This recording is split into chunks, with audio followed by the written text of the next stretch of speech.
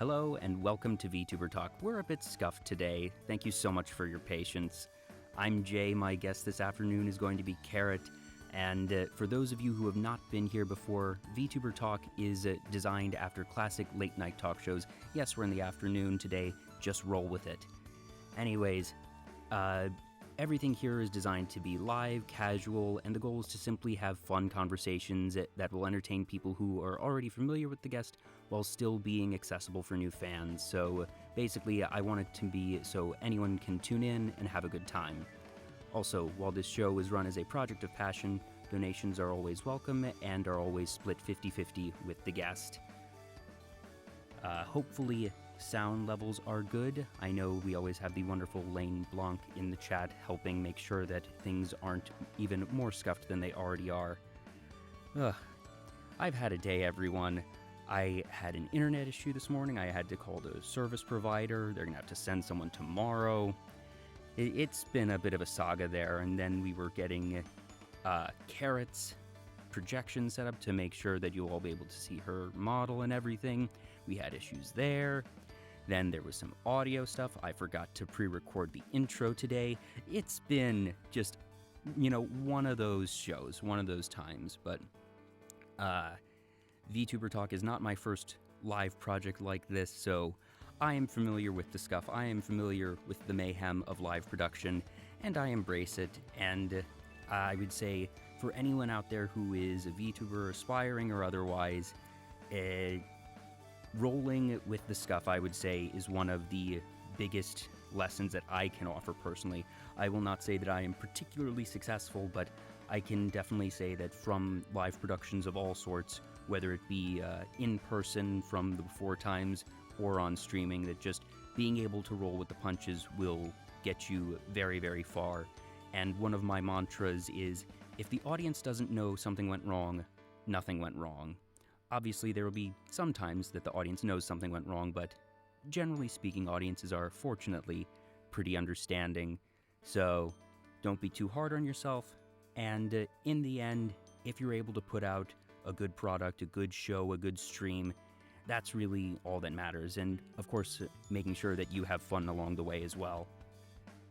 So, long story short, scuff happens. Let it happen. Learn to love the scuff.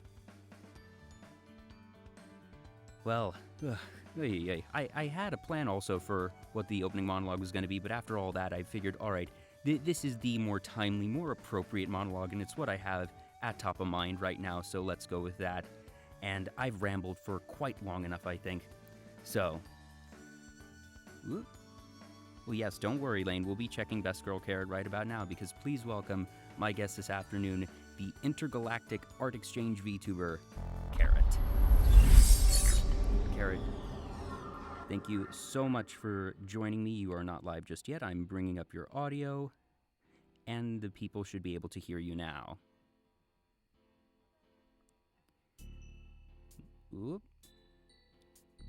Nope, it's saying that you're not heard. Okay, great, sure. Because we couldn't have enough scuff today. Why does this not want to work? I've been...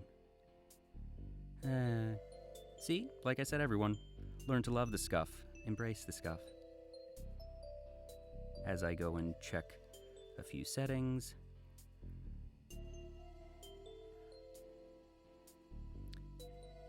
For the audio we go. Should be that there. Should be that there.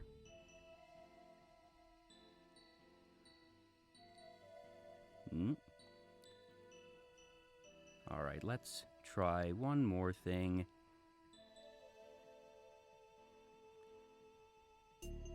Do as we work through it all.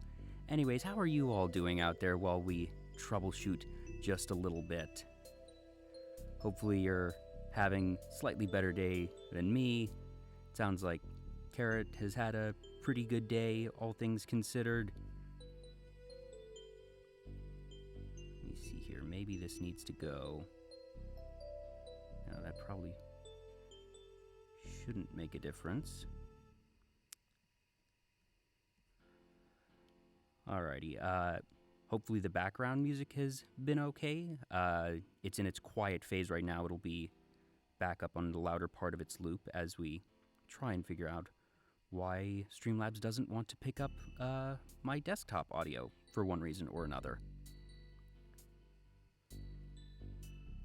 Let's see here.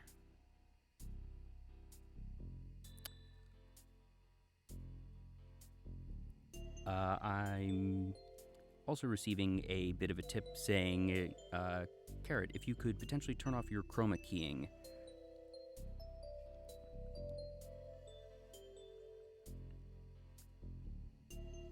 Whoop. Well, now I'm seeing your full background. That's nice, at least.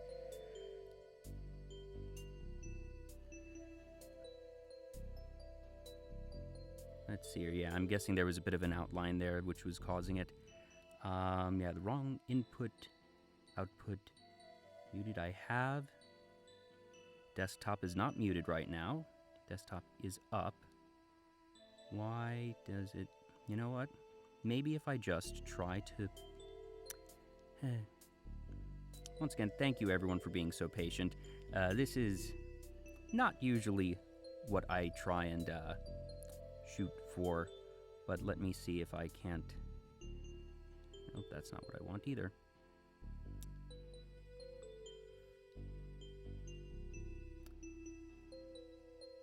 Audio input capture... No. Audio output capture. Let's just try a fresh... boy.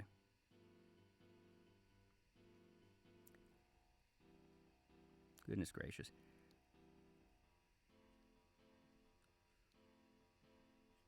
I'm just going to try a fresh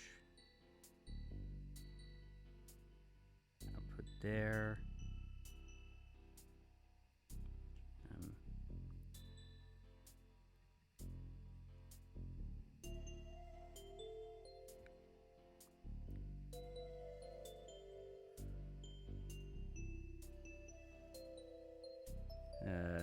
Goodness gracious.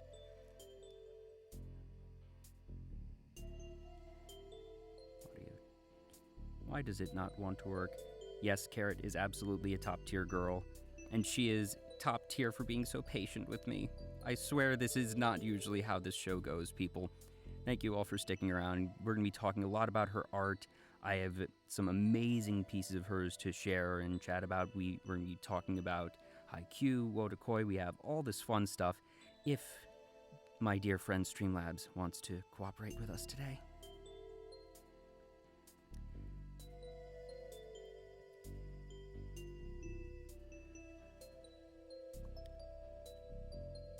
One second, we're going to try a little something.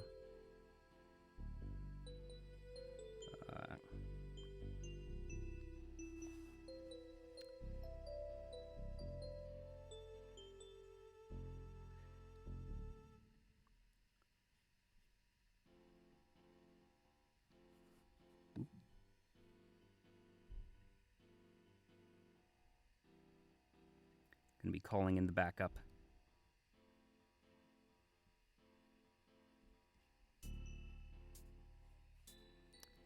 Alright, I think I accidentally ended the call with... Yep. Yep. Yep, doing that now.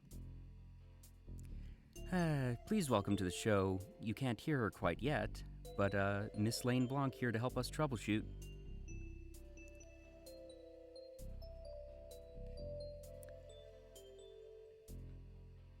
Yep.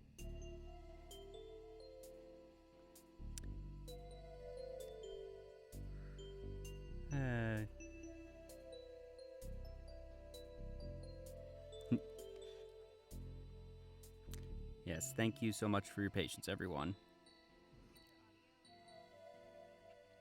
Mm-hmm.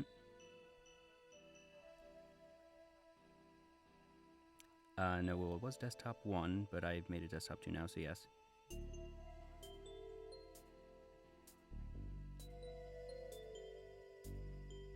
Well, it's on the audio capture that it usually is. I haven't changed them before. This is how I've had it on all the others. Oh dear.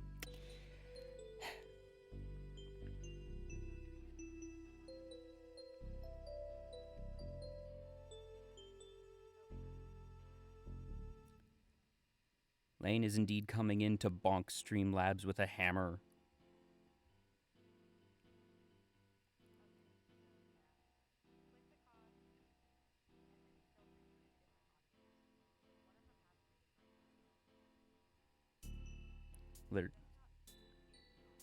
Well, there's only that in the testing one, two. If you could talk again?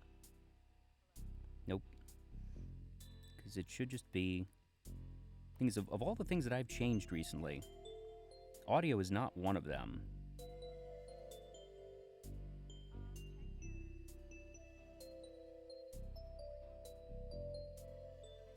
Oh, that... Thank you, Lane. I'm an idiot. I know exactly what it is. You're absolutely right. That's the reason. Fix it first before you leave the call, and I make sure it's okay. For sure, yes. It is working. Carrot, can we talk? Yes, that was it. So, after all that... Raise their volume? Yeah, this is me being silly and stupid, because the answer was so simple. I had the wrong Discord setting. Bravo. Bravo. I do have a mom voice. Thank you, Tommy Cat. She absolutely does. I said it first. You did. All right, let's get this all back up. You know how much I love you. Good luck, darling. Yes. Thank you, Lane. Thank you so much. Carrot, if you could get your... Yeah. Should we go back? Should we go... Oh, we stay here? No, if you could get your screen share up once more, I'll get the overlay fixed again.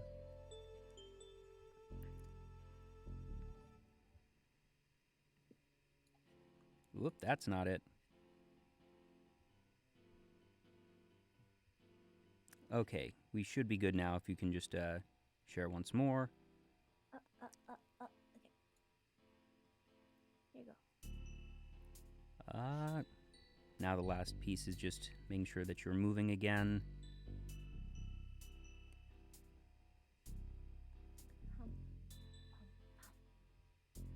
Okay, we have motion. Let's make sure that it still works after that. Okay, I know what's going wrong there. Just gonna do that. Okay. My goodness, my goodness. All right, a little bit of a vote from the audience. Do you want me to keep all of this stuff in the recording that eventually goes up on YouTube so it's saved for posterity, or should I just clean it up and, start around here? I'll leave that up to discussion while we begin. Carrot, welcome.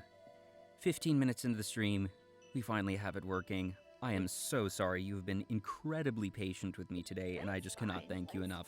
So let's get this show on the road, shall we? You're not paying attention to chat. Please rate Carrot's volume because she's still really soft and very hard to hear in the stream. I can't raise my voice too. If I have to repeat it in chat again, I'm going to yell at you. All right, Carrot, talk a little bit more. Hello.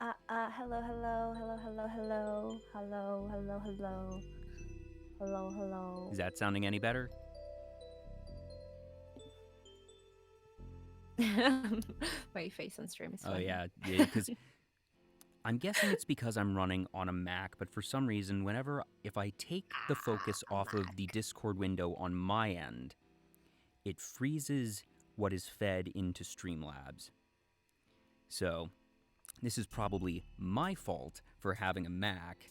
I love Mac from a basic operational standpoint, but it doesn't do fancy things well. I'm considering upgrading. It's definitely something that I will have to look into. Well, take, 394, take whatever. Carrot, thanks for being here. Please tell us a bit about yourself. I'm sure that most of the people here in the audience know you, but in case there are any who don't, whether it be here or on the YouTube video in the future, please let us know about Carrot. Okay, so hello everyone. My name is Carrot. I am an art exchange student from another planet. My mission here is to learn about your culture so I can, do more stuff for my own art. So that's basically it for me. For now, I'm just staying in France. This is where my exchange student is from. So I am here in France. So, if you're an exchange student, does that mean that a French art student is somewhere else in the galaxy studying He intergalactic is. culture? He is. He is. We changed. He is. He's probably a VTuber out there. Maybe. So, who are your mama and papa? Myself, basically. Oh, Yes.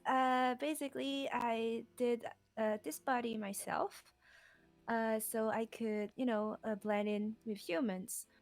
So I don't scare them off with my physics.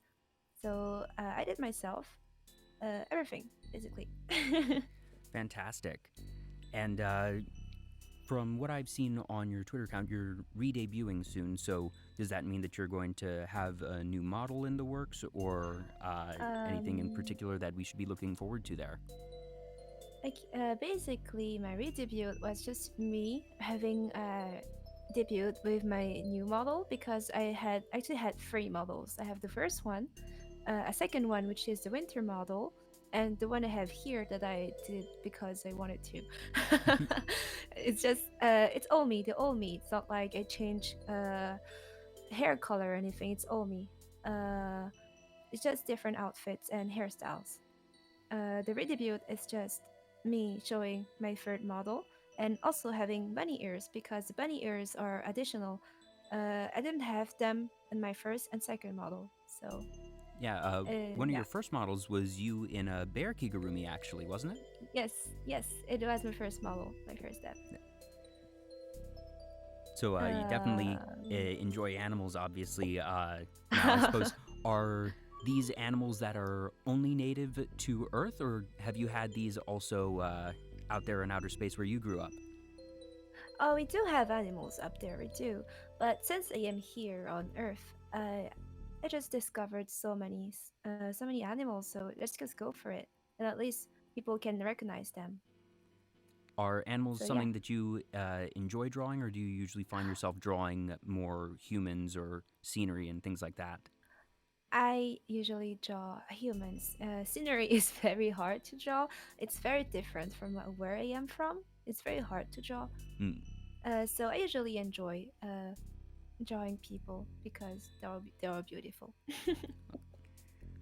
So, what have you been up to lately? I know that you had an art stream, you had a birthday karaoke stream a month or two ago as well. But I suppose, what have you been up to, in the most recent days and weeks? So this day I am mostly studying because I still am a student after all. I'm mostly studying and drawing whenever I have time. I do have a VTuber model project going on right now. Yes, It we're will going to be probably sharing some of be that art later. my first child. I will have a VTuber child. That's very So this exciting. it is very exciting. It will be my first one. So that is what I do most these days, just drawing and studying, just jumping on and off those projects. So, what got you into art and drawing? Just, way back in the beginning, was there a particular artist or a piece that inspired you, or is it one of those things where just from as far back as you can remember, you were always doodling and it sort of grew from there?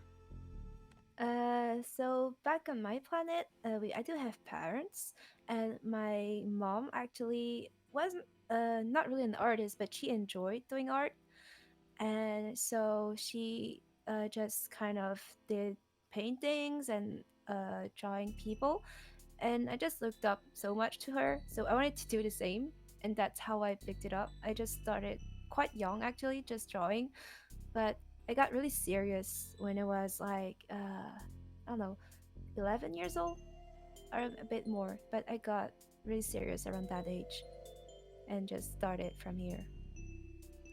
Do you have a Yeah. particular medium that you specialize in? Obviously, a lot of your work now is digital, but I suppose did you start off with painting, or did you find, just pencils or any particular utensil or medium to be more to your liking before you began doing digital work?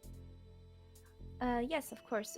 Before going digital, which was like a bit more than 3 years ago, it's actually very recent. I drew first on paper with those pens called Copics, if you know about them. I do not, unfortunately. Basically, I am an uh, idiot when it comes to art. So, no, but it's fine. It's but fine. please uh, use as much jargon as you want because there are people that do understand it. I'm just gonna smile and nod over here and just work with it. I'd actually much rather you talk about things that those who know art and these types of things will be able to understand as well. That you mentioned it's a pen, so I can work with that. So basically, the mark are Copics. Copics is used by a lot of professional mangaka or just professional artists in general. It's like how we call that alcohol-based pen, like pencils, where you can blend the colors with each other, and gives like a very nice effect to it. So that's where I started. I had like 2 boxes of them, and I just drew and colored with them traditionally. Do you find that that ends up Mhm. sort of, for pun half intended, does that end up coloring the type of art and tools that you use virtually? That do you find that you like those types of thinner lines and I suppose more exact tools when you're using virtual drawing as well, or do you end up, or I suppose, has it ended up not influencing things in that sense? It didn't influence that much because the feel is very different when we go from traditionally to digitally. The feel is very different. When I am on traditional, I just like to grab whatever and just try it. But digitally, I just usually take a round brush and do everything with it. Because when you go digital, you have a lot of tools that can help you blend the colors with each other. So having just a round brush might be enough, unless you want to go in fancy stuff and having brush you can download on the internet. But I usually just use the round brush. Now, you mentioned that this particular type of pen is popular with mangaka. So, Hmm. were there any particular manga or mangaka that you found inspirational, or anyone whose style that you not necessarily seek to emulate, but that you've seen use a particular technique and said, ooh, I want to try and incorporate that into my own art? Do you know the manga Pandora Heart, I I know think of the it, name I is. have not read it or seen the anime. It is very good. The anime is a bit crap though. I'm not gonna lie. The anime changed way too many stuff from the original. So yeah, the anime was meh. The manga though is very nice. The artist actually started with not, I won't say average, but doesn't look, how can I say, doesn't look bad. It's just a beginner mangaka, I would say. uh it started, he's just had like a one shot before having Pandora Heart, so the art was just okay, and through the whole story the art gets better and better, and the mangaka itself start using copics to color. And so I just thought that was beautiful and tried to do the same, which was very hard because he used Copics, but not only Copics, like some kind of watercolor too. So So, I just tried. did you find out about these particulars in like notes after the chapters? Were there little areas where the mangaka, sometimes at the end of chapters will leave a letter to the fans? Is that how you found out what they were using, or was it something you saw online? How I found out is I have the 2 art books of the mangaka. Hmm. And the I don't know if it's a he or a she. I'm not sure, but we'll go for he. Has art books where at the end he would explain for each one of his art what he did and what he had in mind, and also having a picture of all of his materials. So that's where I saw he had Copics, which I used too. Gotcha. That's neat.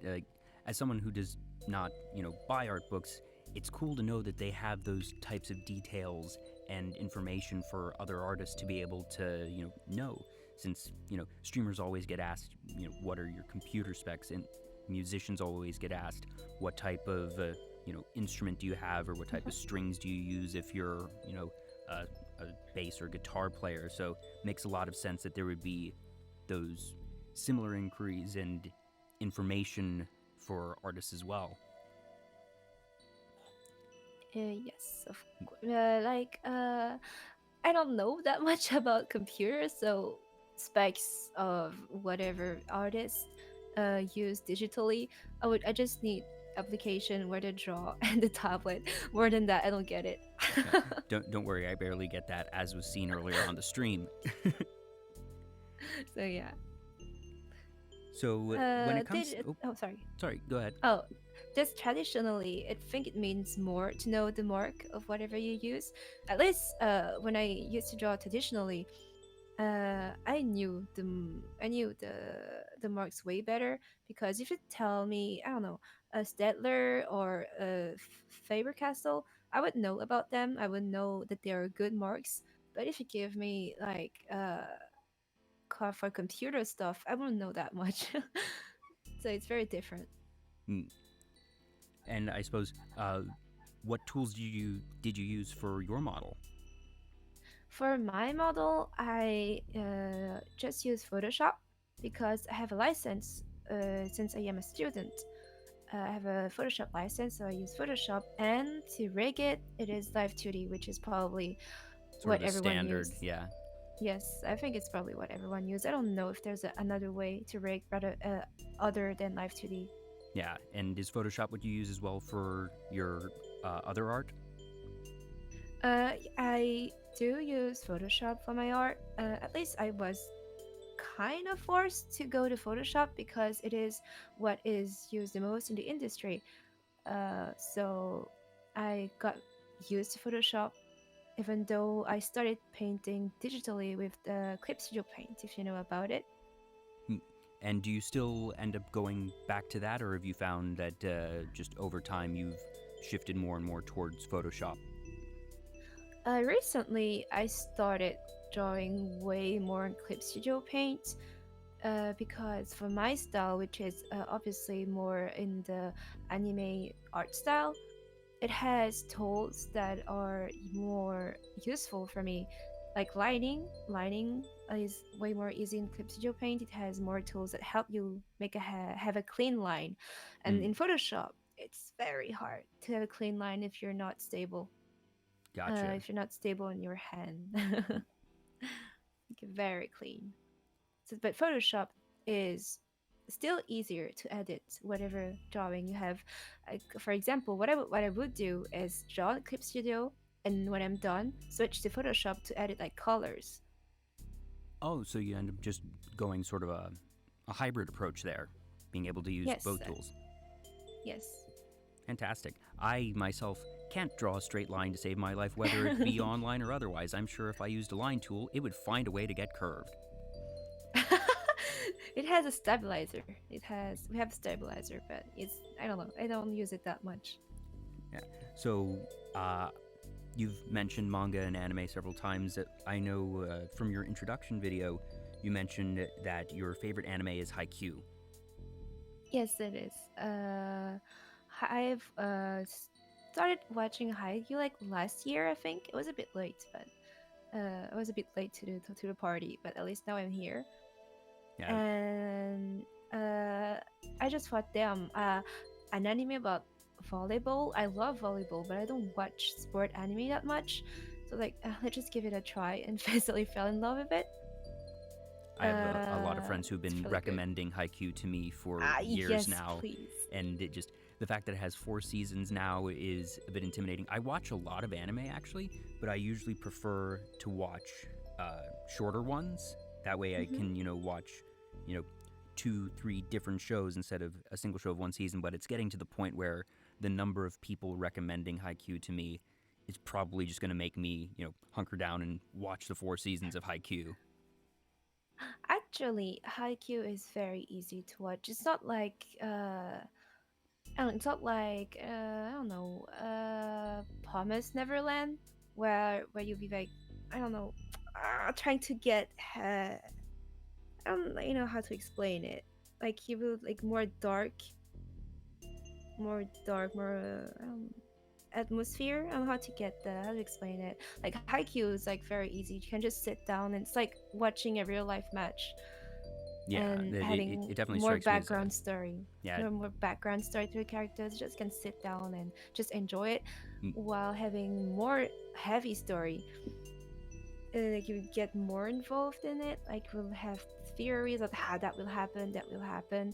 And Haikyuu, it's more like you never know what will happen because teams can lose. Yeah, It's not because they are the protagonist that they're gonna win. yeah, that is one thing I do So enjoy a lot about sports anime is that the protagonists are much more fallible, I suppose, in the sense that they're allowed to lose, and if anything, uh, yes, more likely to lose than win in whatever the ultimate match is. That you usually know they'll make it to the finals, usually, but then it's always a big question of, all right, are they going to win or not? Because a big recurring theme in sports anime as a whole is growth through failure, and the idea of there always being someone who's better than you and having to continue to strive and improve yourself. exactly, exactly. So you never know this, which is why I love Haikyuu so much. Like I would watch it with friends and family members, and we would just like sit down here and cheer on characters that are fictional. So it's really nice. It gave me a lot of motivation actually because it does have lots of life advice. Hmm. So like after watching a good episode of IQ, we'll get like very motivated. Yeah, a good show can do that for you for sure, whether it be, anime or something else. Like, I was just talking with some friends the other day about one called Gurren Lagann. Have you seen that one? Oh, not yet. I do want to watch it though, Kuren Lagann. Yeah, I've seen a lot of people talk about it. yeah, it's kind of weird to say that it's an older one now. It's from 2007, so not exactly new, Oh, but is it's it that old? Damn. yeah. And it was that old. Yeah, its art style has certainly held up, and its production values as well. Definitely one I would recommend, and it has a very strong dub as well. Hmm. And that's certainly an anime that if there was anything that could really just hype you up, Gurren Lagann is going to be able to do that. So I recommend that. And another one, have you seen Comics Girls? Comics Girl. I think I heard the name. I'm not sure I've seen it, but I That's from do a know the year or name. two ago, and it's about four girls who live in an artist house together, and they're all mangaka who specialize in different genres. So, like you mentioning lining tools and whatnot, and different things, sort of gave me some flashbacks to different mentions in Comics Girls. So I actually think you should definitely look that one up because I think you'd be able to appreciate it even more than me as someone who does this type of art. Totally. I'll note it somewhere. Uh, you also said that you're a big fan of Wotakoi, Love is Tough for Otakus, and the Fate series. Yes. Yes, I am. Watakoi, I've actually watched it quite a lot. Like watch and rewatch because it's just so fun. Characters are very relatable. Uh, I would really like love stories. Like when I was younger, I would like go crazy over shoujo. But now that I look at it, it's kind of cringe. But Wotakoi is actually very realistic, I would say, in terms of relationship between people. Yeah, it's definitely So grounded. yeah, yes, it's very grounded. I also like the fact that it's not a plot around will they get together. It's a plot of how they're gonna handle the fact that they are together. Yeah. And, So I've seen a lot of different. series where I hope that they get together like halfway through a season or something. That way you can really see the relationship develop. Whereas for this one, uh, they get together in like episode Yeah, one or very two early. very Two, early. two. I think two, two or Yeah, three. and that allows them to spend the rest of the series just growing as a couple and actually being able to interact in that Exactly. sense, and not so much the courtship of it all, but the actual relationship. Exactly. That's why I love it so much. Like they, all the characters are very lovable. The main couple, one is the basic weeby girl, I would say, and the other one is like the guy is the gamer type. So it's like two types of otaku, I would say, and the fact that they try to respect each other about that is kind of, it's very wholesome to watch. Yeah, they each have their own particular interests, in that they're both definitely otaku, but there's different types of otaku, there's different types of nerds, Exactly. and they don't necessarily like what the other one likes, but they have this sort Exactly. of shared respect of the passion of the other, I suppose. Exactly. It's like it's very fun. The other couple, for example, the girl is a lot into cosplay. She likes to cosplay more boys though, even though she's a girl. Hmm. And her boyfriend tries respects that, but doesn't want to try it himself. The boyfriend is like the weeby type that likes to collect figurines and just read manga in general. That's like two another different type. And so both of them try to make the other like what they like, and gives funny scenes about it. Yeah. And Fate is one rabbit hole I have not jumped down. Oh. That one is its own brand of insanity. I'm definitely It's more very likely to hard. watch Haikyuu than Fate, but I know On Fate Fate. fans Oh are god. very passionate in their own regard. You've mentioned that you've played Fate Go, and that Yes. quote, Lancer is baby. Yes, it is. It is. It is like my background wallpaper. Not gonna lie. Basically, Fate is a very deep rabbit hole. It's very deep. I was a bit scared of going into it because I had no idea where to start. And when you ask someone where should I start at Fate, most of them give different answers. Yeah, there's some really well-known YouTube videos by just various content creators of where is the right place to get into Fate, and the Yes, fact that exactly. that is such a conversation in the fandom itself sort of displays the complexity of it all. Because I know the The basics. It's based reason. on Oh, sorry. a visual novel that has different branching paths, so that's sort of what creates this tension. Because in all technicality, you have those three paths take place in parallel timelines, so none of them technically come first chronologically. So uh, some say, all right, you should watch them in the order that they were released. Some say you should watch Yes. in the order that most people would play it in the game. And then different studios have done the different series over the years. There's films, and it's up there with Monogatari in terms of Oh. just it being scattered. I haven't dropped myself into Monogatari because I had no idea where to start. But for the Fate, I kind of get why it is so complicated to get into, because basically the visual novel, which is Fate Stay Night, at least one of them, Fate Stay Night has like three different routes. And anime wise, the first one that went out is Fate Stay Night, and another one that went out is Fate Zero. And Fate Zero chronologically is before Fate Stay Night, but it was released after Fate Stay Night. So some people would say start with Fate Stay Night because it was released first, and others would say start with Fate Zero because chronologically it is before. And I usually recommend people to start with Zero because story wise it makes more sense. Yeah, that seems to be the relative consensus. It's definitely a split decision, but I feel like sort of 60-40, that usually 60% or so, at least from what I've experienced, have said start with Zero.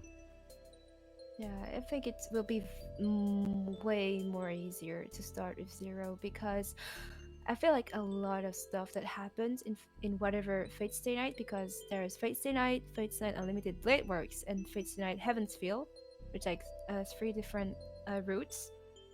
The characters already interacted, some of them at least already interacted with each other in zero, and I feel that if you haven't watched zero, you won't get every references, Mm, like and our reactions to certain characters to each other, because some will like avoid each other, or some will mostly like know that person, but you don't know from where if you yeah, haven't watched there's no zero. frame of reference for the interactions. Exactly. uh my point of view would be watch zero first, then if you want to, you can watch the Fate Stay Night, even though it's old. It's kind of bad. I'm still waiting for a rework. It's kind of bad, but you can watch it if you want to. Watch Unlimited Blade Works, and once you're done with that, go into the Heaven's Feel movie. At least that's how I would say to watch it. And once you're done with that main story, there are other fates like Fate Apocrypha, which has nothing to do with Fate Stay Night. But at least you get the basics of what is happening in terms of how they summon servants, and what is a Holy Grail war, because that is the main theme.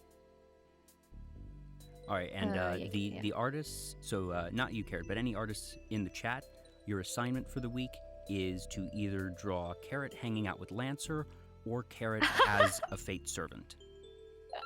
Oh, as me as a fate servant, yeah, I would like that. What type of Wonder weapon do what you think class you it. would use? Yeah, what type of class? Hmm. Huh.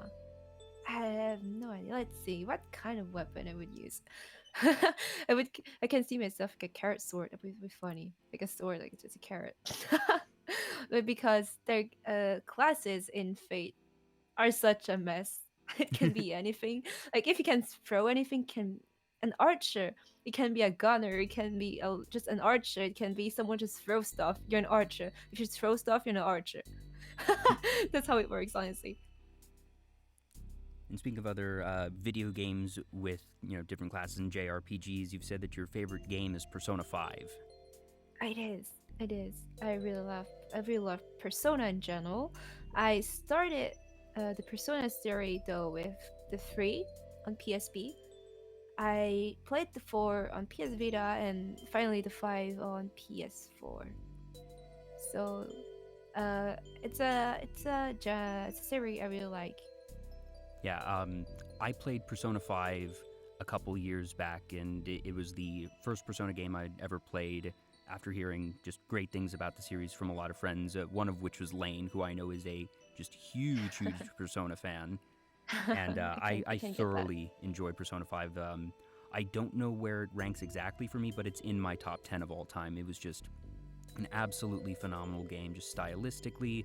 The story was extremely compelling, even if it got a little bit convoluted near the end, but it was a lot of fun. I really enjoyed that It, one. it was really nice. Like Personas, at least starting from the 3, really has a solid identity to them. Like for example, if you hear the BGM of each persona and the three between the 3, the 4, and the 5, you can kind of get which one is from which. Um, for the Persona 5, it's very jazzy.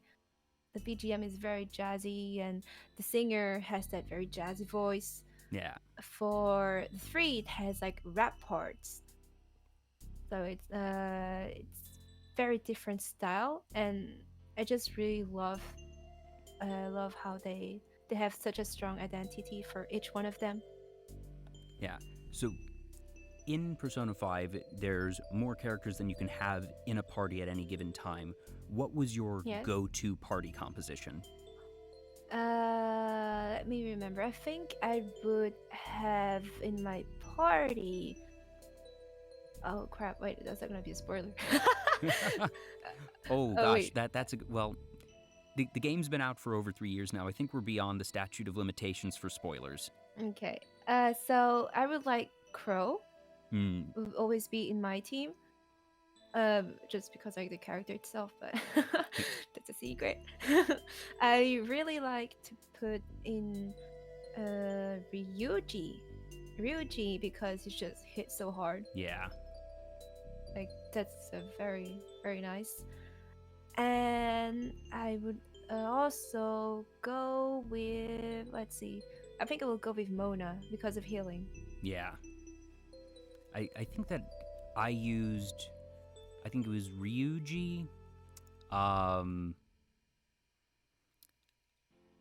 gosh, now I'm trying to think. I can't answer my own question. This is terrible. There's I think there's Anne, there's Makoto, there's Mona. I think I've used Ryuji, Makoto, and I think I swapped between Mona and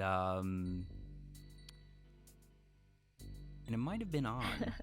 I might have just ended up On. using, those three as my primary ones. Mhm. And when I didn't have Mona and it was On, and I would do a lot of healing myself and have the others be some of the primary damage dealers. I would say that I would mostly use characters I like as individual. Like again, very biased. More rather than using them for their abilities, except for Ryuji that just combines both. As a character, just love him so much, and it's just really nice having the party. Yeah, he grew on me. I did not like him at first. I found him obnoxious, really. Oh, But as the story went on and he really matured and he became less of a one-note character, that I Yeah, really he's started to really like him nice. more. he's a really nice character. I really like him. Like he was the bro type. I like that. I like Yeah. that. Like bro, I like it. Yeah, he played that role of, BFF, ride or die, always got your back. yeah, I always got your back. Whatever you do, I'm always here. I really like that about him. Yeah. Plus, he also had those great scenes at the ramen shop. Oh yes, the ramen shop. It's really nice. I really like him as a character. Actually, I think I love everyone.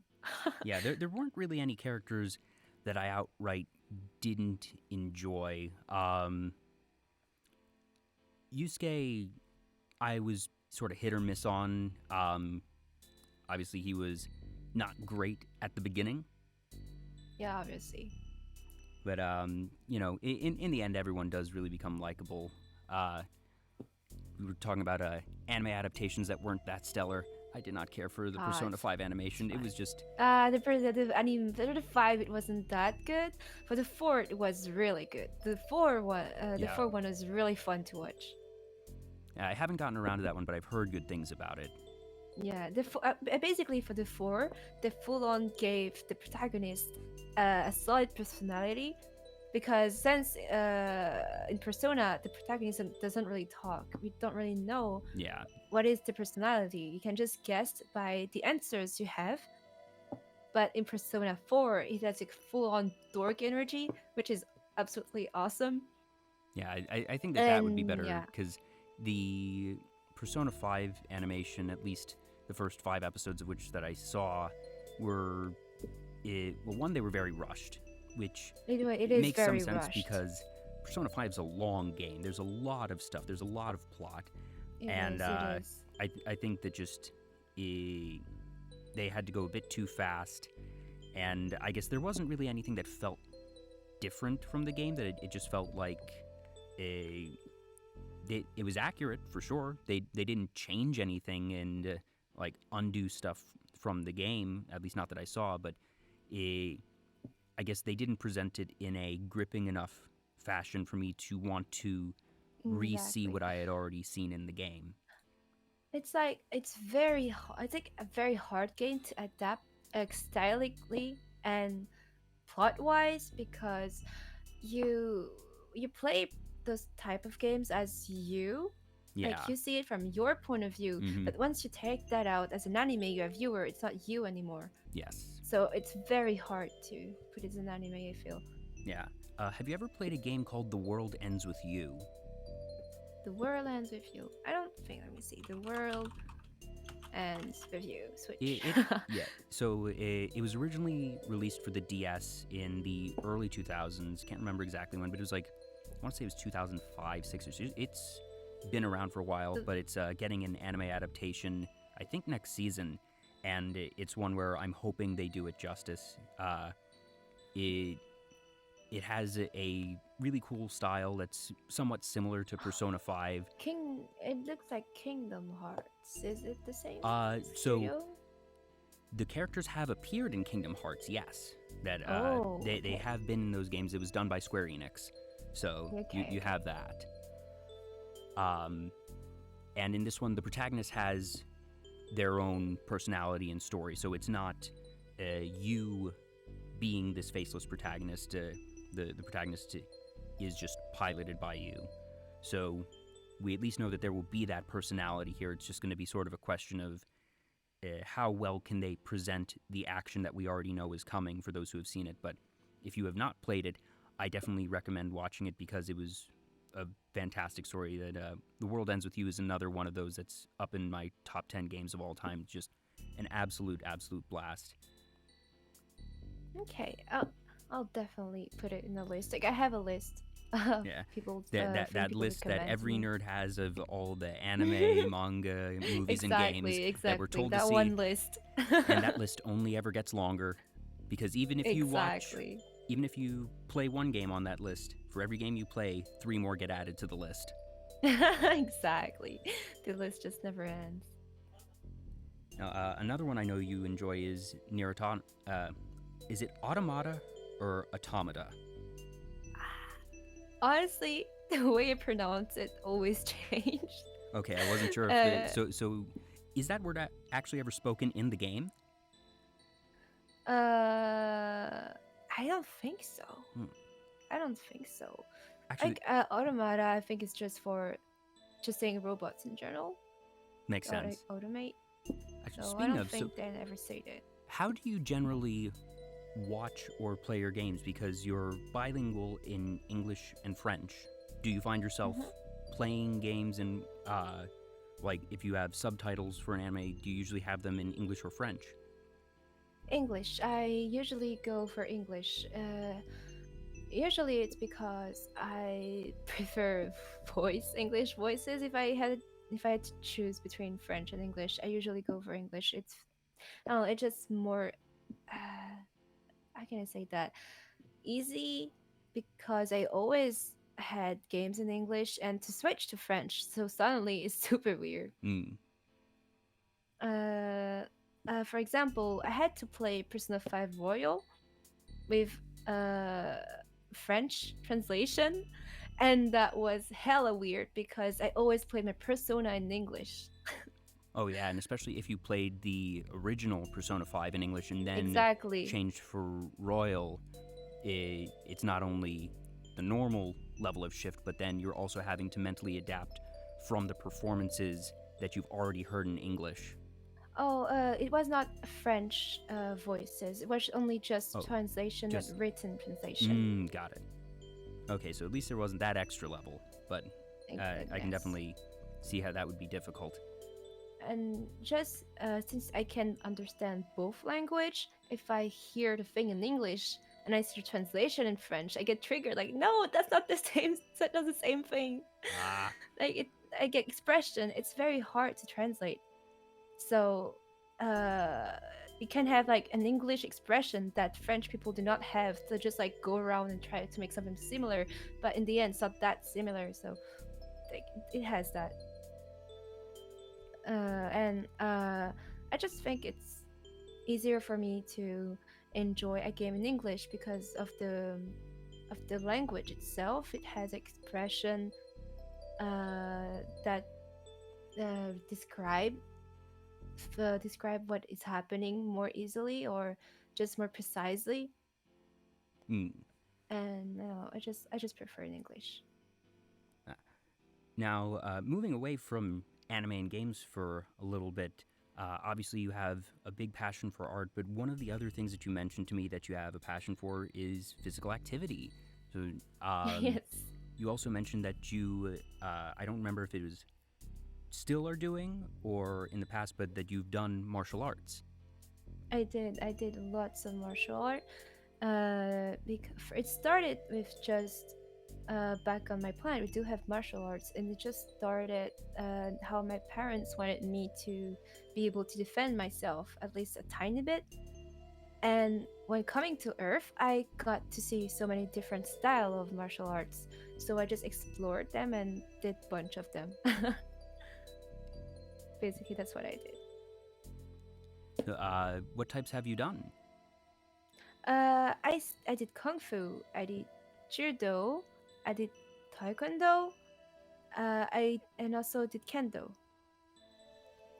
All right, But kendo is very different though. so I, way back in the day, took karate for, goodness, it actually would have been almost 8 or 9 years. I believe the exact discipline was called kabuto. I don't know what that means, but yeah, I did that, and Okay. I know there's obviously a wide variety of styles, but also a wide variety of schools and sort of teaching styles as well. For instance, there are some karate schools that are, for lack of a better term, sort of performance based, where they'll have, like competitions and Yes.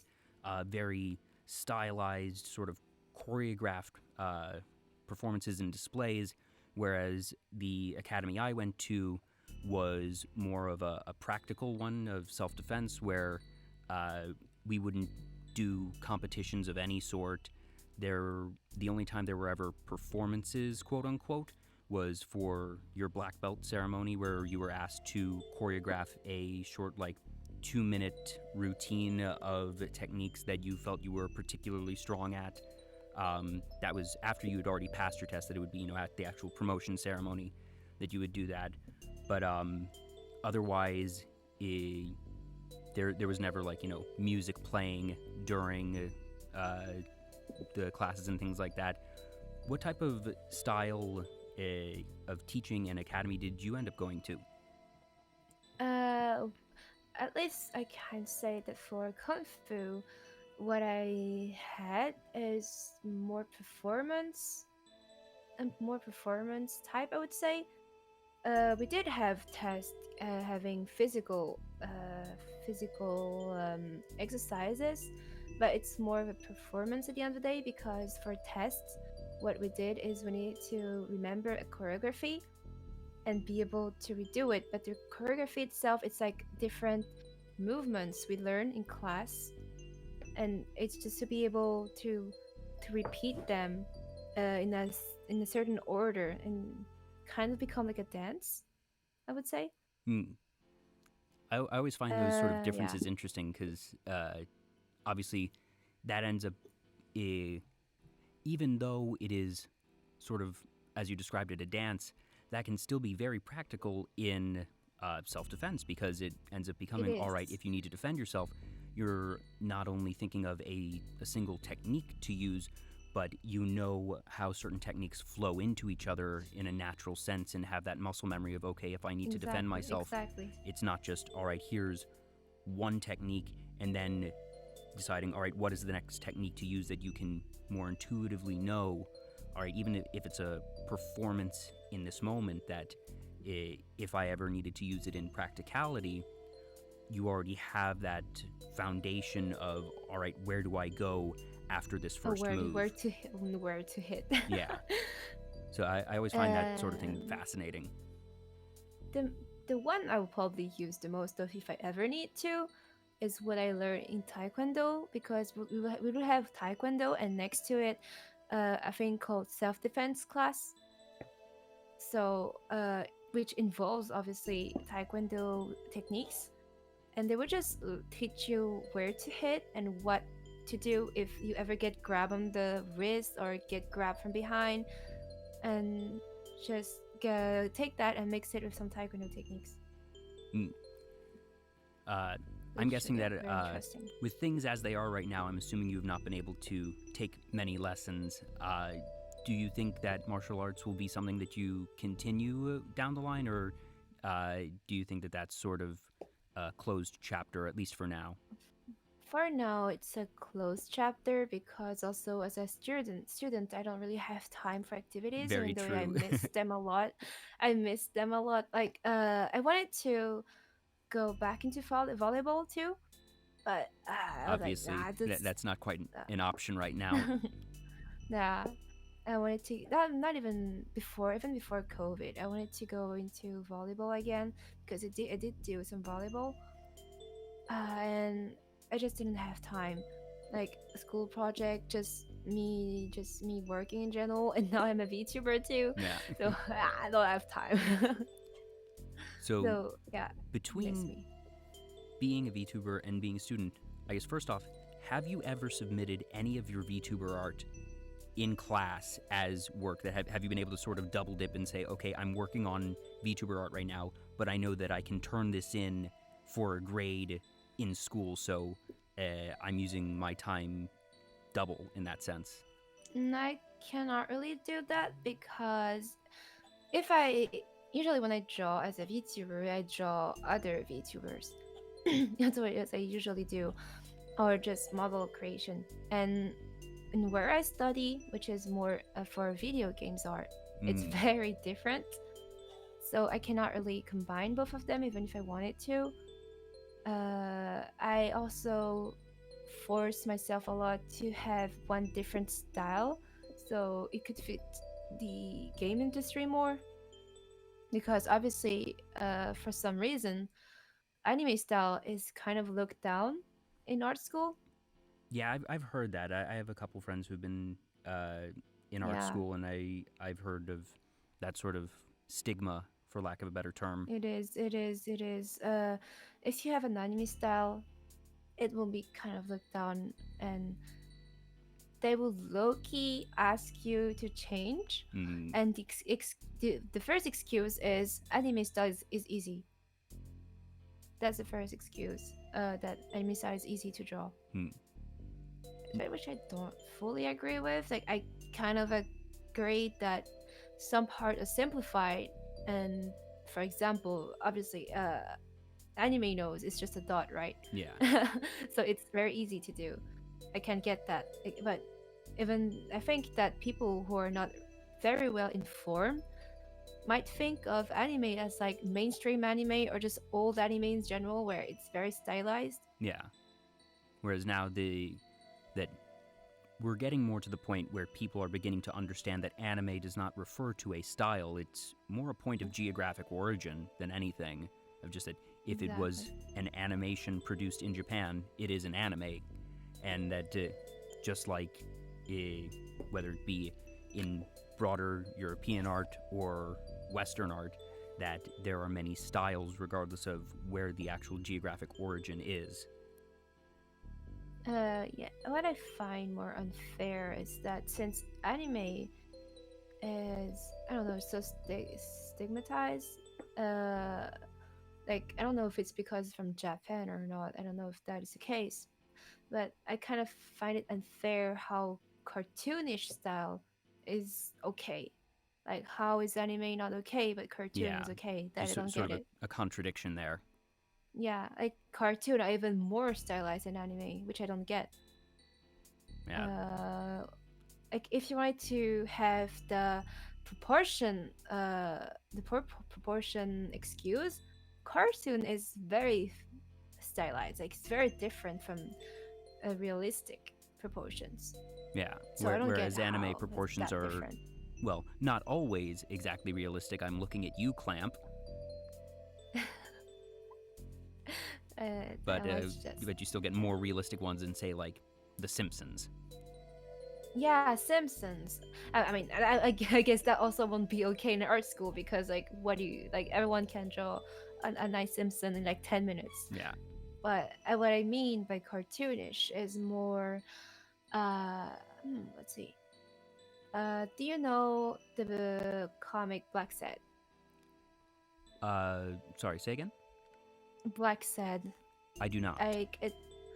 Uh, like an artistic point of view, I do think it is very interesting. It looks great. It looks great, and it's still not realistic. And I don't get how is that much different. Mm. That is what I don't get. And I do agree it's beautiful.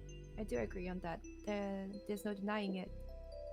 But it still is not realistic. Yeah.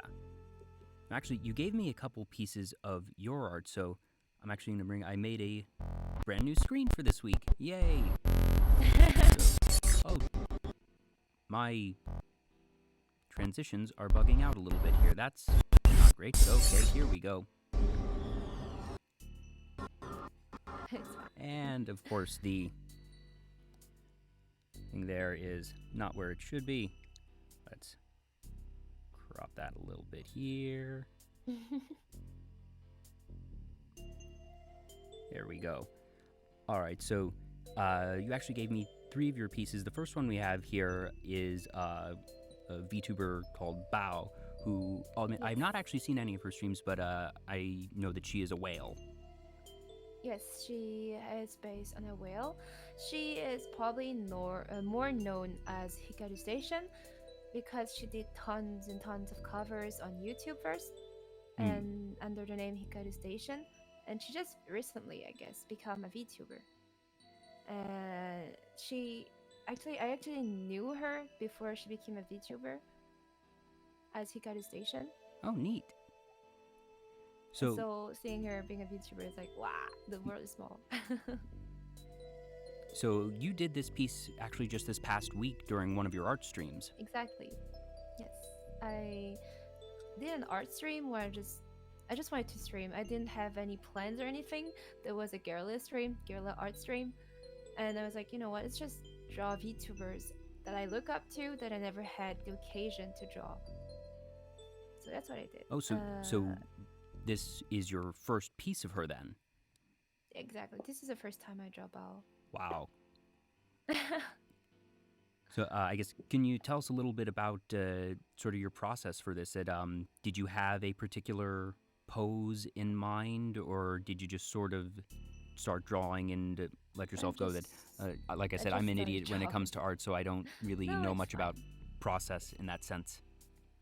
What I did is just sketch a position, whatever position, I just sketch it. And once I find something that I think it's okay, it can look good, I just start applying base color on everything and just shade little by little until I get something I like. That's just how I go usually. I didn't have any position in mind. I just wanted to draw her. That's what I know. Yeah. I know the other one you did during that stream, so I can find it over here on Streamlabs. You did a piece on Callie. Yes, I think most of us know her. I think most of us already know Kali. If you're a bit interested in VTubing, I didn't know what to draw next. Once I was done with Bao, and Lane just went and say Kali. It's like, no, let's go. Let's just draw Kali. Kali is amazing. I really do look up to her, and I really like her design. So it was. I never drew her. Actually never drew big VTubers.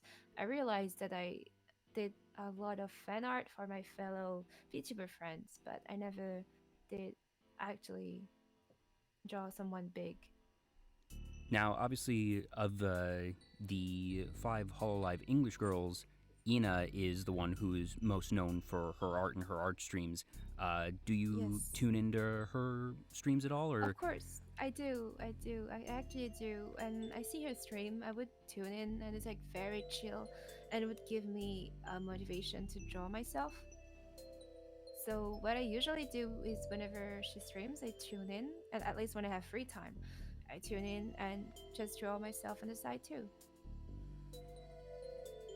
It's like she does have like very nice art stream.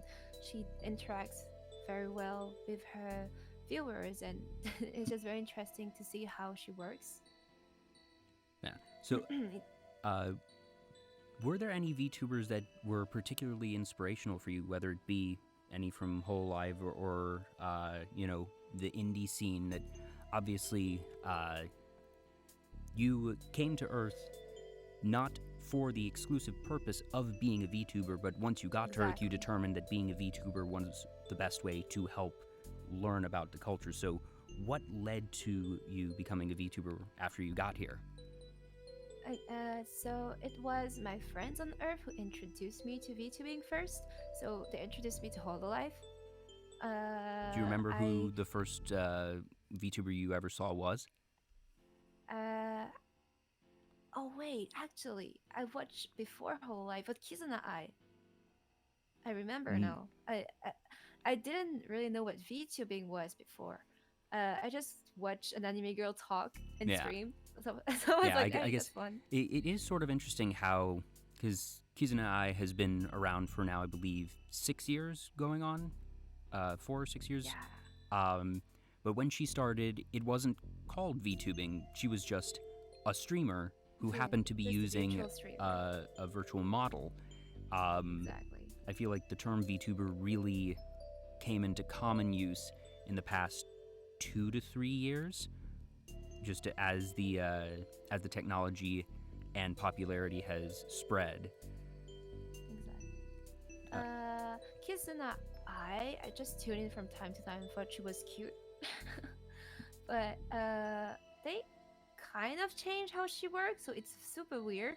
Like Kizuna I is several person now because the original Kizuna I stopped. So it became kind of weird. Oh, so I'll admit, I've not actually followed Kizuna. I obviously know of her, but I did not know that the person behind Kizuna has changed. Yes, what happened is that for a very long time, it was Kizuna I and the person behind until that person stopped. And so they, I guess, tried to find people to replace her. But instead of having one person, it's like, I think it's like a several person. And how Kizuna I has different outfits. I think it's like one person is one outfit. It just feels weird. That's an interesting approach. Anymore. Yeah. Are you familiar with Doctor Who?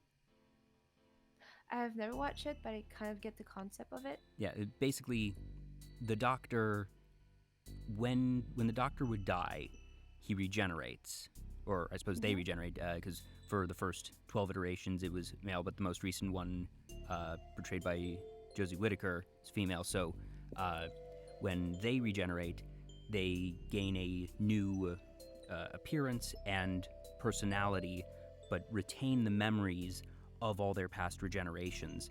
So I suppose, in a sense, well, it's not the same analogy in this case because there's multiple at the same time. So Kizuna I wouldn't be a Time Lord necessarily, but there's some interesting parallels there of having a VTuber personality that is passed down, because at least obviously for the Hololive girls, that when someone wants to retire, that they quote unquote graduate. Yeah. So they graduate and just stop. Yeah, that one is retired then. Yeah. But it's interesting to see that that's what they chose to do for Kizuna I, and it'll be interesting to see how it continues to play out.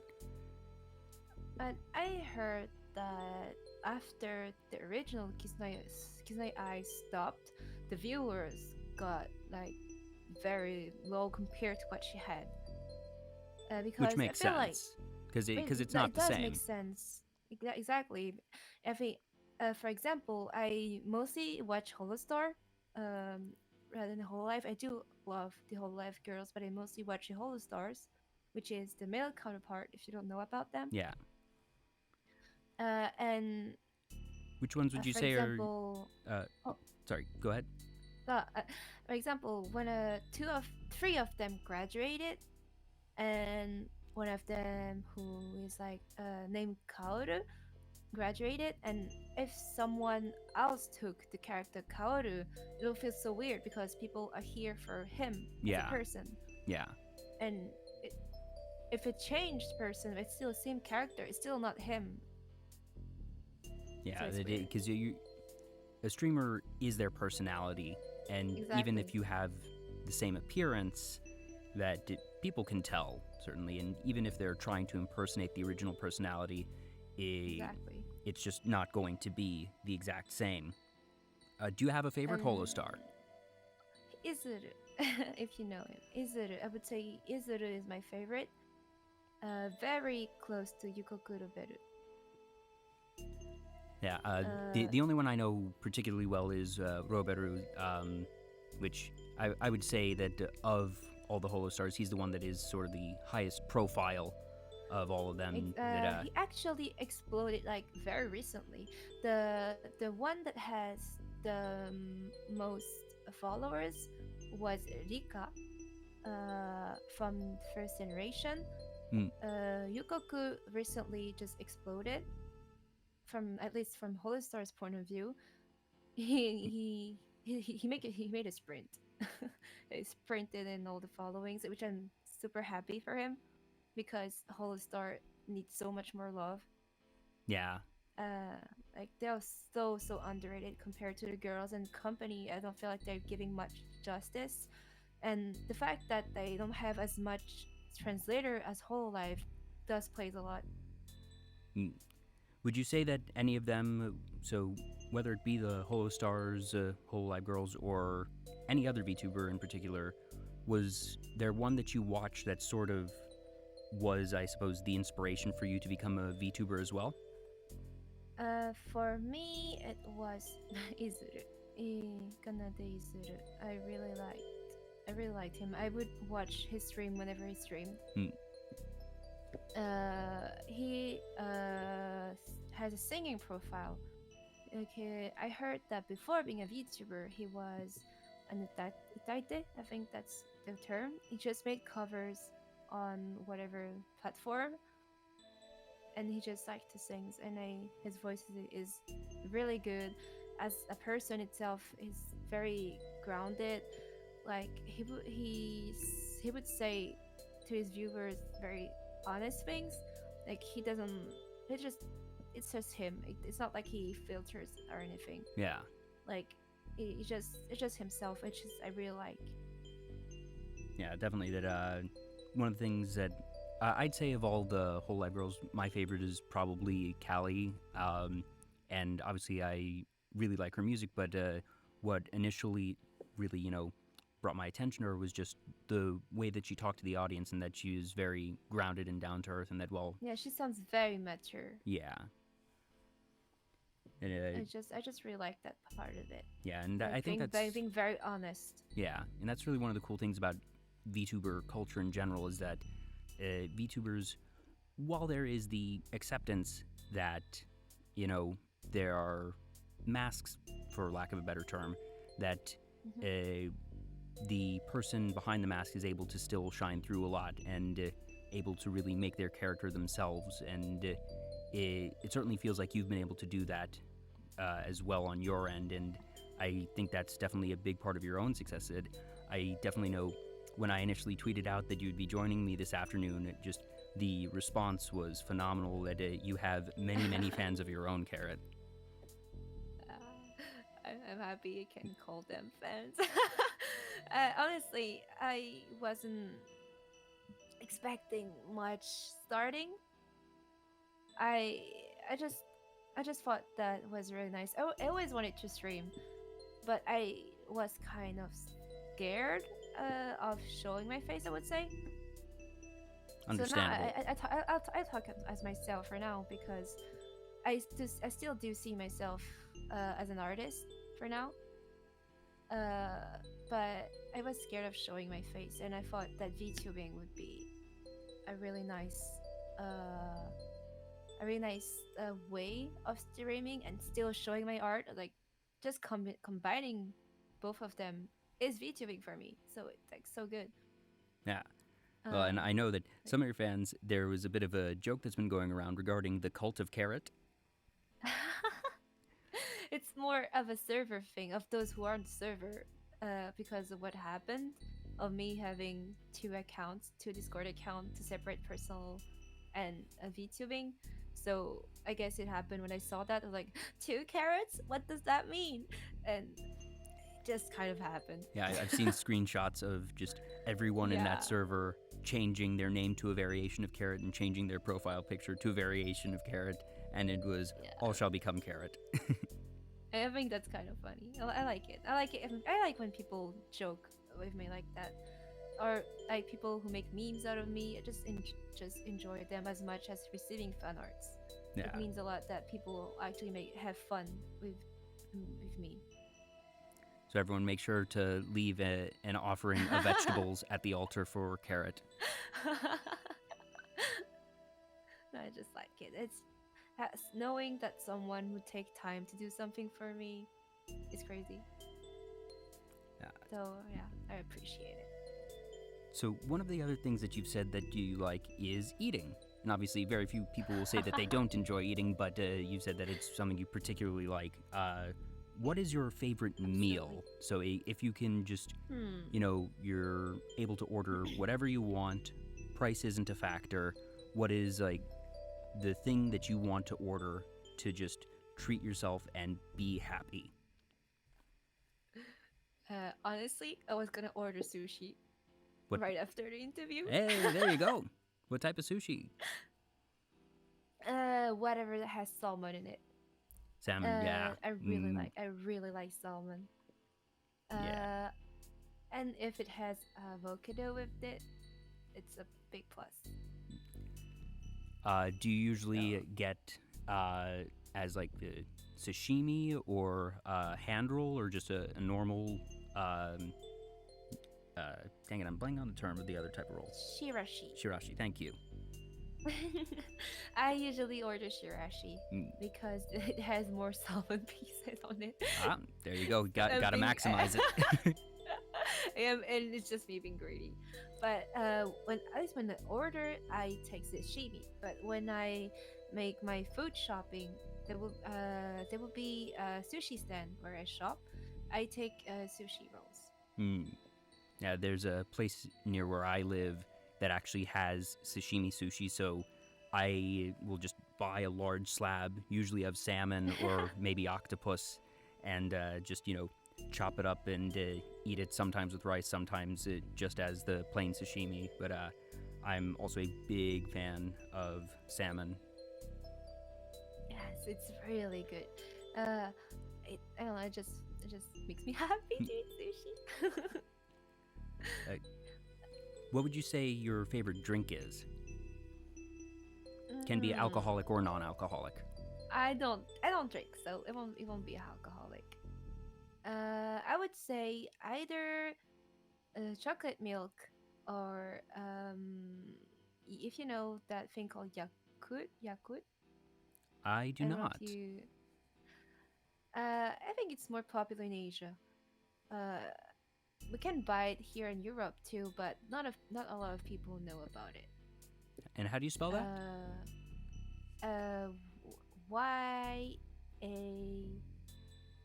YAKULT. I'm going to have to look that up. It's very good. It's very sweet though. It's sweet. I don't really know what it is in it, but it's just I just kind of like it.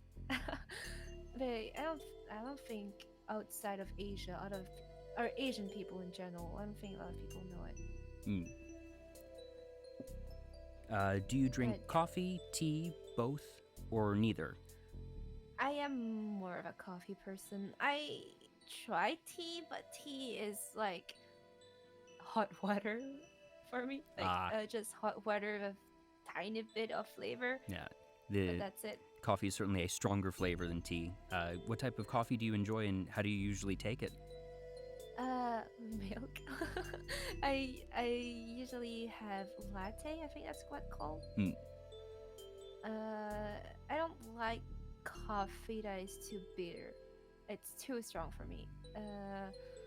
I like it when it has milk and sugar in it. Yeah. Like it's baby coffee.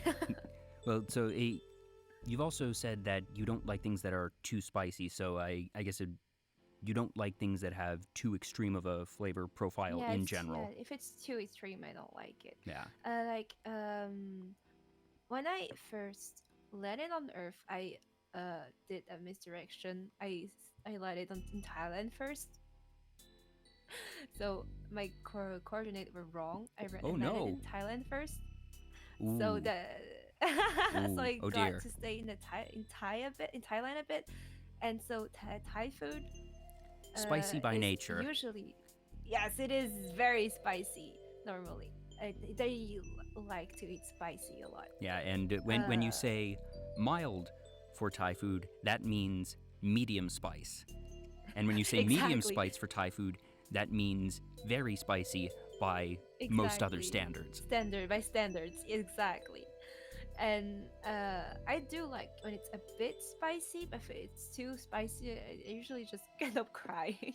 Yeah, I also can't, whenever they ask on a scale of 1 to 4, I usually say 1 or a 2 at most.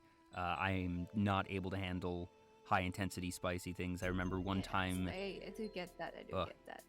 yeah, I remember I tried an atomic wing one time and just lost my appetite altogether. Yeah, too spicy is very hard for me. Like non-Thai food would be like chicken wings, and I know that people like it spicy, right? Chicken wings, spicy chicken wings, Yeah, and I was like, okay, I can have them, but if it's too spicy, it's hot and spicy, my tongue would be burning. yeah. Do you have any So favorite yeah, recipes that involve carrots? actually, I don't. If I eat carrots, I eat them Mm, raw, raw. raw. So I usually eat them raw. It's whatever. Because you tweeted out a photo of a bag of baby carrots the other day, and you're like, I had Yes, babies. I had babies. Um, yeah. Actually, my name is coming from the fact that the first thing I ate on Earth was carrots, and I needed a human name. Oh, that's neat. But whoever told you that carrot was a human name, you might need to go back and hit them. I was like, what is that food? It's a carrot. Carrot is a human word. So here you go, human name. There you go. Hey, So yeah, people like carrots though, so at least it was a positive thing. exactly. I like it because it feels kind of unique. I guess I don't see lots of people going around calling themselves carrots. Yeah, for sure. You don't need to worry about anyone else having that Twitter handle. Actually haven't seen anyone yet, which is kind of surprising for me because everyone knows the carrot, and like it's not an uncommon dish or food, Yeah. and I see no one having that name, so Well, you picked a or good at one. least being, yeah, or at least like having a carrot as a symbol because they're a rabbit or whatever, but being the carrot themselves. Well, yeah. Well, I to do be see fair, no because one. you share a symbol with a very very popular VTuber, obviously Yeah. Pekora. Oh yes, I Pekora with the carrot. Yeah. So yeah, So I actually tried. I actually tried to see what pops in the internet if I type carrot VTuber, and what pops is Pekora. yeah, I was gonna say most of those top results are probably gonna be her. Do you tune into any of her streams at all? I do, I do. Whenever I have free time, I would open Twitch to support my VTuber friends, and YouTube to see if I have someone of whole start streaming. So multitasking. Yeah. I feel like that's how a lot of us operate nowadays. Just Yes, multi-screen. multitasking and just trying to listen to everyone and support everyone, which is so hard. Yeah. When it comes to you personally, what are your goals for 2021? That can be as a VTuber or as an artist, anything at all. I would say that after I graduate from my uni, I want to have not very successful, but at least be able to live from freelancing. Hmm.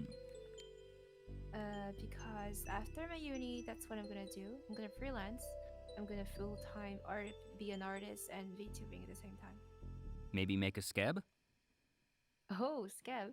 I did take commissions before when I before my computer died. I did take commissions, and for now they are stopped because of some school project. But I will take commissions, which is drawing commissions or model commissions because I can both draw them and rig them. Yeah, speaking of which, you recently released this piece for a upcoming VTuber who is as of yet unannounced. So you obviously have taken at least one commission already in that sense. Can you tell us a bit about this one? That obviously we can't know anything about the VTuber themselves, but were there particular requests for like the jacket or anything regarding the pose? Actually, it is not my child. I am not the mom of this VTuber. It's just I know about him, and I wanted to draw him. Oh, so this wasn't a commission. Because- This is his first fan art. No, this is just me wanting to draw him. Hey, well, you was- get the honor of saying exact- that you did their first fan art. if it gets big, it will be I'm the first. Yes. Well, I'm definitely going to have to keep an eye out for whoever this mystery VTuber is. So yeah, I just wanted to draw it because I just think it's cute. Yeah. So, for you personally, what does being a VTuber mean to you? And I don't mean, like, what qualifies one as a VTuber. I'm not asking that. I'm asking, for you, as a VTuber, what is all of this crazy, just insane, just happenings and community? What is it? What does being a VTuber mean to you, Carrot? For me, I would say being a VTuber is not that different from being a regular streamer. It just has bonuses as like being a character. Because it depends on the person, but a lot of us like to roleplay and have deep lore, which I don't really have. I just like being myself, and I would say being a VTuber is being actually an exit from real life, like being able to give your viewers that immersion of whatever you're doing. So for you, I suppose maybe a word would be escapism? Exact. That's it. Escapism. It's a hard word. That will be the word. For example, I like to call my fans Earthlings. That's how I usually talk to them. My little Earthlings. It is a statistically safe term to use. Yes. So normally it's not something a regular streamer would say. Like Yeah. there's no role play or anything, and that's what I like to do when being a VTuber. Is just having that one character that is you, and just having fun with it. Yeah. Now, you've said your lore isn't super deep, but I'd asked, is there something that you can share with us today that you've not shared about Carrot before? It doesn't have to be something huge, but what's something new that even your biggest fans don't know about you, Carrot? Actually, I did tweet it once, maybe, or just in a tweet answer, but let me show it. On my model, I have a carrot. I have a little carrot Pouch or bag, yeah. Pouch, yeah. And so that little pouch, do you know Doraemon? Yes. It's actually like the Doraemon bag. So actually, I can have a lot of things in that bag, and that's the only thing I brought on Earth. Now, was the bag empty, or was it filled with other things? It was empty and just like keeping things in it. Whenever I find something cool on Earth, I would keep the thing in it. Yes. And The carrot bag of holding. Exactly, and I would bring that whenever I need to go back on my planet. I will have tons of things I brought from Earth. What would you say is your favorite thing that you've found on Earth so far? Let me go back to. I would say food. Food? Hey, there is a lot of good food just here. recipes. Just recipes so I can make them myself. What's your favorite recipe to make for yourself? Okay, that's the. I don't know if it's my favorite, but it's at least the one I can do best since I'm not the best cook. That's fine. Just having pasta cooked with some steak. I don't know what we call that. Just some meat with it. Mm. When I'm determined, I can season it quite well. But when when I'm just hungry, I want to eat. That's what I do. I just take pasta, cook it, take the steak, to put some pepper and salt, and just cook the thing and slap Yeah. slap it. When you decide to get fancy with your seasonings, what do you usually use? I use what we call paprika, I think. Oh, yes. Yeah, I like to put paprika in it. Yeah. And There's a spice blend that's very popular in the eastern area of the United States known as Old Bay. Oh, I don't know that one. Yeah, it is a very, very regional thing. But it has a paprika-like base, but it's a sort of an allspice. It's a blend of many other things that was created in Baltimore, Maryland, actually, and it's mostly known for its use on seafood and crabs in particular, but fans of it will really put that spice on anything, whether it be steaks or just... I've seen people make Old Bay ice cream. Ice cream? And that's one of the very more... weird, though. Yeah, that's one of the weirder uses, but it's a type of thing that I use it a lot, so I'll throw it, on fish, I'll throw it on meats, I'll throw it like in soups and things like that. But it is at least one of the components of that blend is paprika. And it has that very nice red color. It actually kind of matches your hair, now that I think about it. Oh, it does. Sure. Yeah. Ice cream, I'm so shocked about that. Yeah, it's There's definitely so a weird many one. Weird ice cream. So many ice cream flavors that are super weird. Yeah, ooh, got blurry there for a second. So, do you have any upcoming projects or collaborations that you want to spotlight? For now, don't really have a big project. Maybe I'll make a little lore video. Time to do it. That's probably what I'll be doing. Big project I can, because I have nothing. I usually just hang out with my friends and have fun. And if I somehow get to collab with people I look up, that would be great. You're breaking up just a tiny bit. Yeah. Oop, sorry, one second. Let me make sure it's on my end. I think we're good. One sec, just sort of getting the buffering. But yeah, so Okay. Do you know when your next stream is going to be? Do you have a particular schedule for the coming week, or do you mostly do guerrilla streams? I'm stream. I don't really have a schedule. Like, if I want to, after being, I can 100% just guerrilla stream Apex. Sorry, you That's broke up usually- there. that's You ju- said Apex Oh. Legends, was it? Yes. What I usually do is just go with whatever I want to do. Yeah, just Well- whatever you're in the mood for. Exactly. I wanted to. After eating, guerrilla stream art or Apex, and I was like, okay, let's go. Nice. So yeah.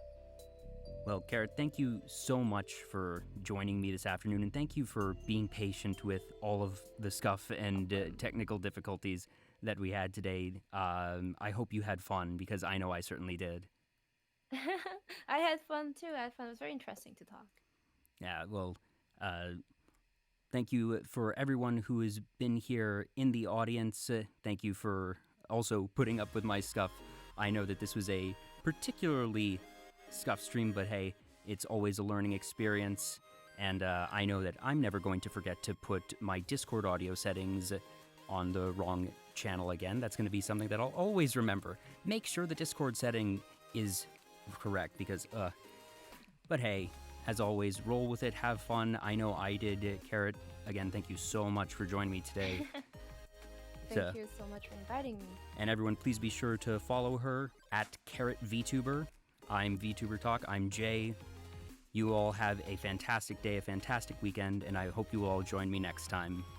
Thank you so much for being here.